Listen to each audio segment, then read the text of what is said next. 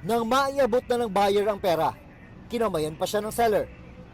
Pero ang inakala ng seller na done deal, kalaboso pala ang ending. Entrapment operation kasi ito ng Philippine National Police Anti-Cybercrime Group o ACG laban sa dalawa nagbebenta ng pinagbabawal na text blast machine.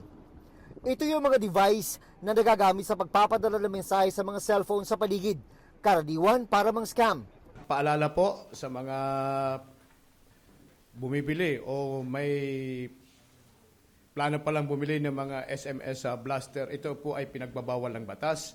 At pag nahuli po kayo, ay talagang kayo ay makukulong. So, akala namin okay na cybersecurity.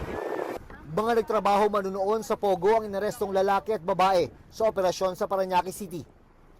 Saan po galing ito? Sa old company po na. Kaya nag-close na po. Ito po ay ginagamit sa Pogo at ito ay hindi naman gawa sa atin. This is mga foreign product. Sa sumunod na operasyon sa Cavite, isa pang sospek ang naaresto.